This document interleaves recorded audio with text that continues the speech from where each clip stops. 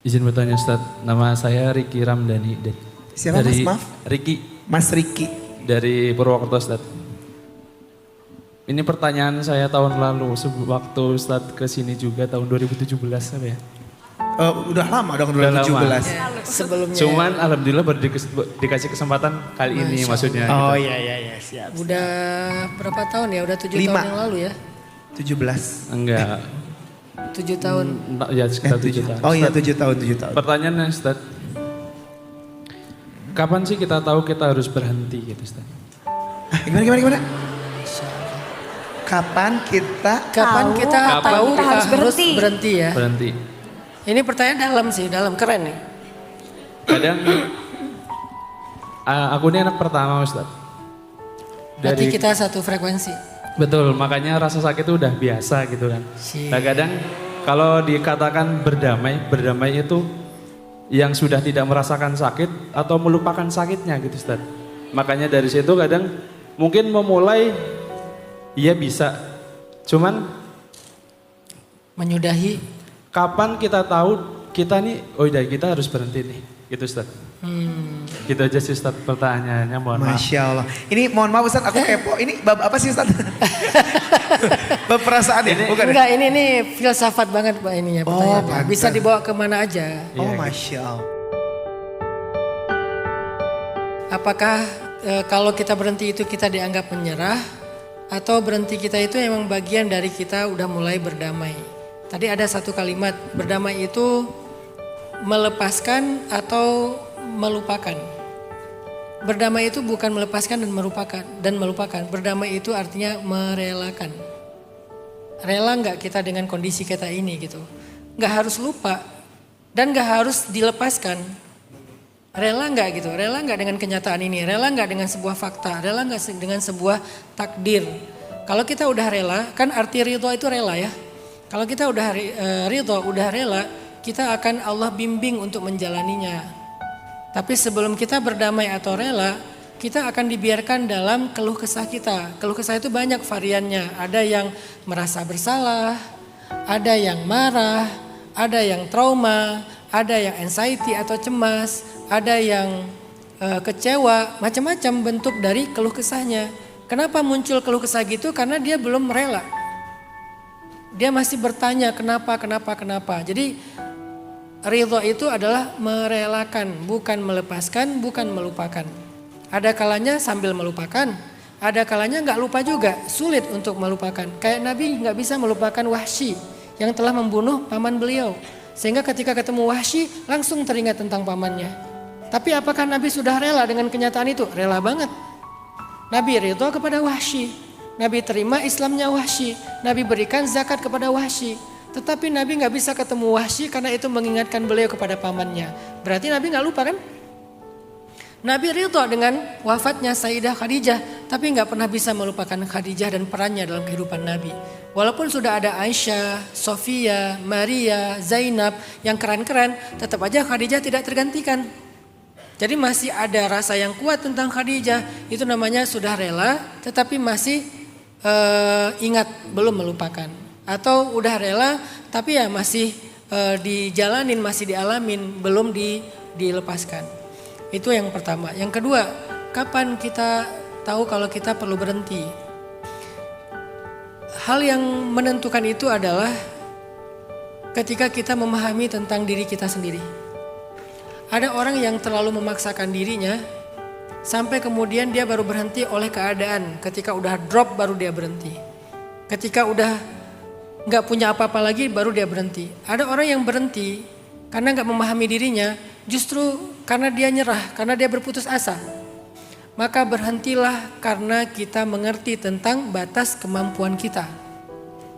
Bukan karena menyerah, bukan karena udah terpaksa nggak punya apa-apa lagi. Karena dua berhenti yang ini nih ekstrim nih. Yang satu ekstrim terlalu dini, yang satu lagi ekstrim karena udah telat. Maka berhentilah karena kita tahu batas kemampuan kita. Saya selalu mengulang-ulang quote gini.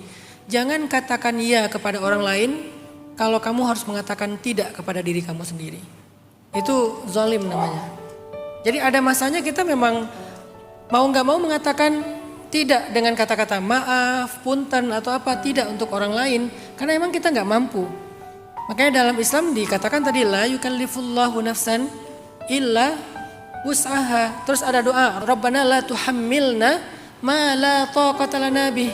Ya Allah, jangan bebankan kepada kami apa yang kami tidak mampu memikulnya. Jadi kita harus tahu batas kemampuan kita memikul sesuatu itu di mana.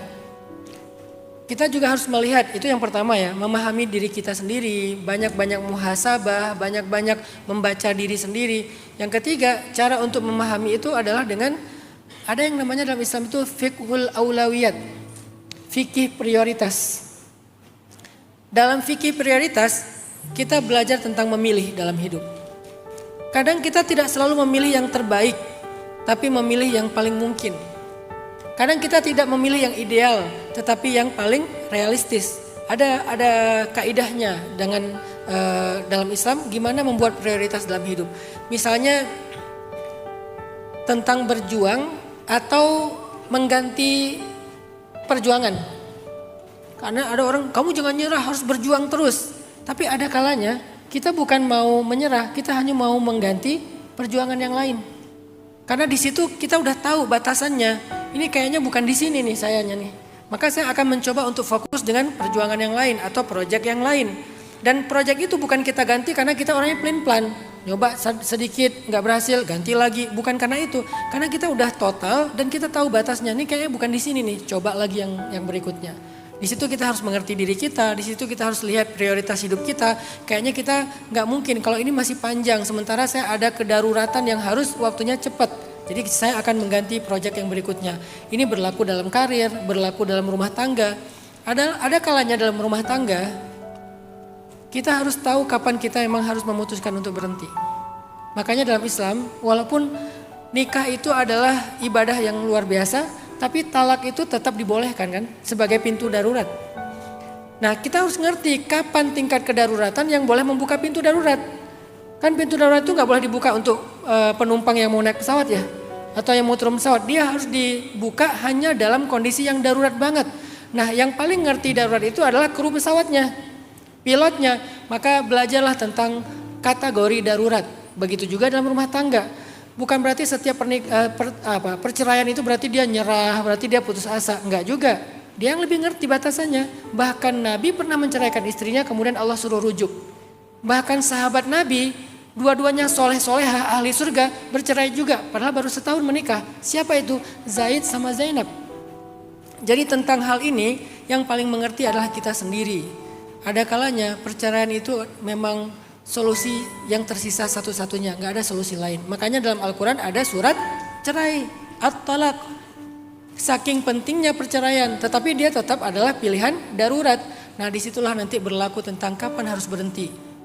Misalnya, saya tuh nggak selalu menyemangati orang untuk bertahanlah, jangan cerai, jangan sampai berantakan rumah tangganya. Saya pernah menyarankan orang untuk bercerai, karena saya tahu kasusnya. Apa kasusnya? Suaminya jajan, dan kalau dia bertahan, maka suaminya akan membawa pulang penyakit ke rumahnya, dan penyakit itu akan merugikan istri dan anak-anaknya.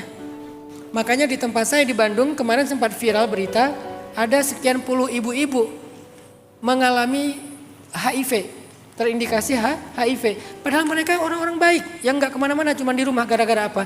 Gara-gara rata-rata suaminya jajan di luar. Akhirnya istrinya kena HIV. Nanti kalau istrinya hamil, anaknya juga kena HIV, kan kasihan ya. Nah dengan kondisi kayak gini, talak adalah satu-satunya yang tersisa dari solusi rumah tangga mereka, nggak ada yang lain. Kalau dia bertahan, maka dia membiarkan dirinya dan keturunannya kena penyakit. Ya udah gimana lagi coba. Dan itu konsekuensi yang harus diambil oleh suaminya yang sudah melakukan sebuah kesalahan yang fatal.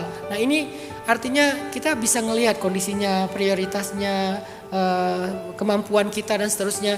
Disitulah kita bisa memutuskan kapan saatnya kita berhenti.